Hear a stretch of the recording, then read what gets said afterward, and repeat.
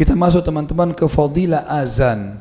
Azan kita tahu karena Bilal menjadi muadzin. Bilal menjadi muadzin dan ini punya fadilah.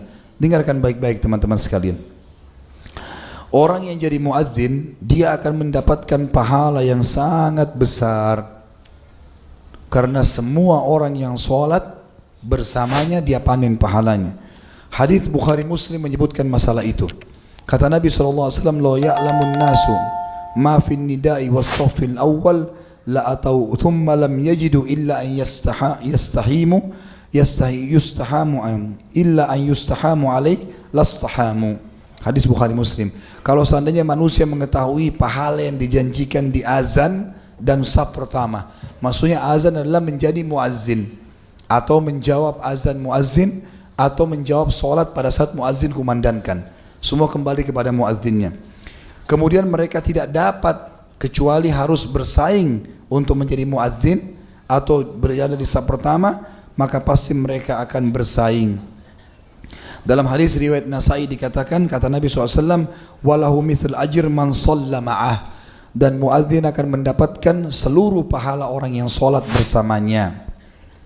Yang kedua, selain pahala yang besar, muadzin juga akan mendapatkan fadilah semua yang mendengarkan suaranya menjadi saksi untuknya pada hari kiamat. Dalam hadis yang sahih riwayat Abu Ya'la, kata Rasulullah SAW, "La yasma' sautuhu jin wala ins wala hajar wala syajar illa syahidalah." Tidak ada sesuatu pun yang mendengarkan suara muadzin dari jin, manusia, batu, pohon, kecuali semuanya akan menjadi saksi untuknya. Dalam hadis sahih yang lain diriwayatkan Ibnu Khuzaimah, kata Rasulullah SAW, "La yasma' sautuhu syajarun wala madarun wala hajarun wala jinnun wala ins illa syahidalahu." Tidak ada yang mendengarkan suara muadzin dari pohon, lumpur atau tanah, batu-batuan, jin, juga manusia, kecuali akan menjadi saksi untuknya pada hari kiamat. Para muazzin diampuni dosanya. Setiap kali azan dosanya berguguran. Sebagaimana hadis sahih diriwayatkan oleh Imam Ahmad. Kata Rasulullah SAW, "Al-muadzinu yukfar lahu bimaddi sautihi wa yashhad lahu kullu ratbin wa yabis." Setiap muadzin pasti diampuni semua dosa-dosanya sejauh suaranya bisa terdengar, dan semua yang mendengarkan suaranya akan jadi saksi, baik itu benda basah ataupun benda kering. Yang keempat, orang yang jadi muadzin, kalau sudah dinobatkan jadi muadzin, orangnya langsung secara otomatis dalam Islam bisa dipercaya. Sebagaimana sabda Nabi SAW, riwayat Abu Daud dan Tirmidzi, "Al-imamu dhamin wal muadzinu mu'taman. Allahumma arsyidil a'immah waghfir lil muadzinin." Sesungguhnya imam itu dijamin hidupnya, disuruh jamin oleh Nabi SAW, dan para muadzin terpercaya atau dipercaya. Ya Allah, pandulah selalu imam-imam kami dan ampunilah para muadzin kami. Yang kelima, syaitan lari pada saat mendengarkan suara azannya. Dan ini luar biasa, siapapun dia jadi muadzin, maka syaitan akan lari. Dalam hadis Bukhari Muslim, Rasulullah SAW bersabda, "Idza nudiya lis-salati adbara syaitan wa lahu duratun hatta la yasma'u ta'dzin." Sesungguhnya kalau azan dikumandangkan, maka semua syaitan lari dan dia mengeluarkan kentutnya sampai dia tidak mendengarkan azan. Artinya karena takutnya dia lari sampai dia mengeluarkan angin, kemudian dia lari sampai suara azan gak kedengaran. Yang keenam, orang yang jadi muadzin akan sangat dikenal pada hari kiamat.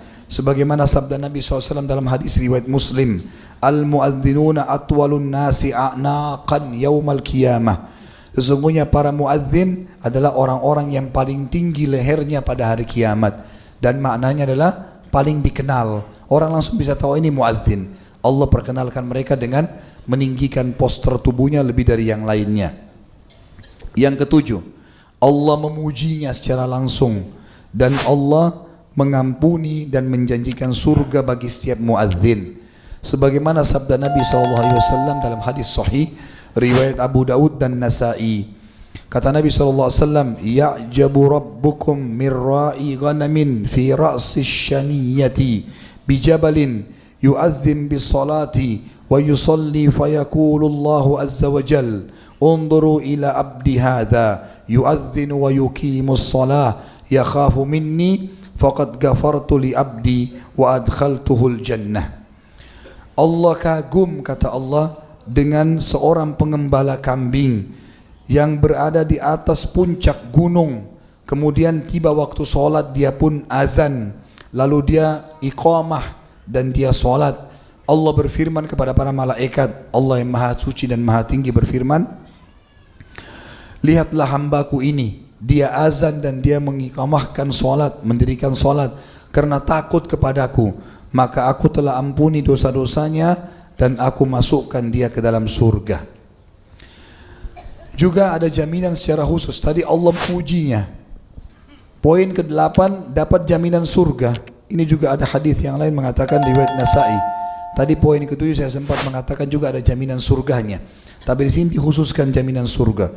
Hadis riwayat Nasa'i, pada saat Nabi SAW mendengarkan azannya Bilal, beliau mengatakan, "Man qala mithla hadha." Siapa yang mengucapkan atau melakukan perbuatan seperti Bilal ini, azan, dakhalal jannah, dia pasti akan masuk ke dalam surga. Juga kata Nabi SAW, riwayat Imam Ibnu Majah dan Hakim dengan sanad sahih, kata Nabi SAW, "Man adzana ithnatai asyrata sanah wajibat lahul jannah wa kutiba lahu bita'zinihi fi kulli yawmin sittuna hasanah wa bi iqamatihi thalathuna hasanah." Siapa yang sempat menjadi muazzin selama 12 tahun, dijamin baginya masuk ke dalam surga, dan dicatatkan baginya setiap harinya atau setiap dia azan 60 pahala dan setiap iqamahnya 30 pahala. Dan ini berarti ada hadis yang menjelaskan kepada kita tentang fadilah tetap kokoh menjadi seorang muadzin, bertahan pada saat itu.